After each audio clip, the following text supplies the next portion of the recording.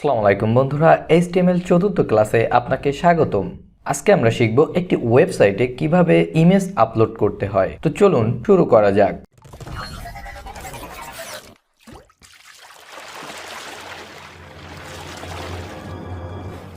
তো বন্ধুরা, কোড এডিটরে প্রথম যে HTML স্ট্রাকচার লিখতে হয় সেই স্ট্রাকচারটা কিন্তু আমি আগে থেকেই লিখে রাখছি। আমাদের এবার খেয়াল করতে হবে, আমরা কিন্তু এখানে ক্লাস 4 নামে একটি ফোল্ডার ক্রিয়েট করছি। এই ফোল্ডারের ভিতরে আমরা যে ইমেজটি আপলোড করতে চাচ্ছি সেই ইমেজটি আগে এখানে রাখতে হবে। তো আমি এই ফোল্ডারের ভিতরে চলে যাব। HTML ফোল্ডারের ভিতরে কিন্তু আমি এই যে ক্লাস 4 নামে ফোল্ডারটি করছি। তাহলে আমি এখান থেকে আমার এই ইমেজটি Ctrl+C দিয়ে কপি করে Ctrl+V দিয়ে পেস্ট করে দিলাম। এবার আমরা চলে যাব কোড এডিটরে। দেন আমরা লিখব ইমেজ ট্যাগ। ইমেজ ট্যাগের জন্য আমরা img লিখে যদি VS কোডে এন্টার ক্লিক করি তাহলে বন্ধুরা আমাদের ইমেজ ট্যাগটা কিন্তু লেখা হয়ে যাচ্ছে। এবার এখানে যে src, এই src তে বোঝাচ্ছে ইমেজ সোর্স, তার মানে আমাদের ইমেজ নামটা কি ছিল সেই নামটা দিতে হবে। তো আমি আমার ইমেজের নাম কিন্তু আমার নিজের নামে লিখছিলাম। আপনাদের ইমেজের যে নাম থাকবে সেই নাম দিবেন এবং ইমেজের পরে একটি এক্সটেনশন থাকে, যেমনভাবে আমরা index.html এক্সটেনশনটি লিখছিলাম। তো আমি এখানে ইমেজ নামের প্রথম অক্ষর দেওয়ার পরে VS কোডে কিন্তু বলে দিচ্ছে যে এই ইমেজটি ওখানেই আছে। তার মানে এটি যদি আমি এন্টার করে দিই তাহলে কিন্তু বন্ধুরা আমাদের ইমেজ ট্যাগটি কমপ্লিট হয়ে যাবে। এইবার যদি আমরা ব্রাউজারে আমাদের ফাইলটি রান করি তাহলে বন্ধুরা দেখতে পাচ্ছেন শো করছে, কিন্তু পুরো পেজ জুড়ে একটি ইমেজ শো করছে। এটিকে আমাদের একটি সাইজে আনতে হবে। তার জন্য আমাদের কোড এডিটরে যে এখানে লিখতে হবে হাইট ওয়েট।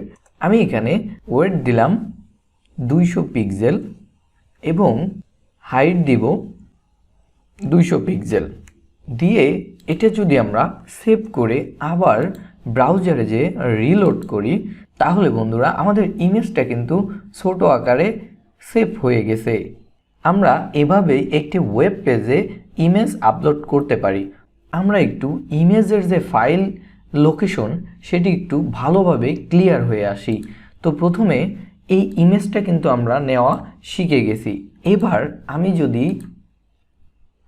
আমার এই যে ক্লাস 4, এই ক্লাস 4-এর ভিতরে আমি যদি আর একটা ফোল্ডার করি, ফোল্ডারের নাম দিই ইমেজ, দেন এই ইমেজ ফোল্ডারের ভিতরে আমি যদি এই ইমেজটি রাখি তাহলে কিন্তু বন্ধুরা ব্রাউজারে আমার এই ইমেজটি কিন্তু আর শো করবে না। তার কারণ হচ্ছে আমাদের কোড এডিটরে এই যে ইমেজ লোকেশনটা ভুল হয়ে গেছে। আগে আমাদের HTML এর পাশে কিন্তু ইমেজটি ছিল, এই জন্য ইমেজটি শো করছিল, কিন্তু আমরা এবার ইমেজ নামে একটি ফোল্ডার ক্রিয়েট করছি, তার ভিতরে ইমেজ রাখছি, এই জন্য কিন্তু ইমেজটি শো করছে না।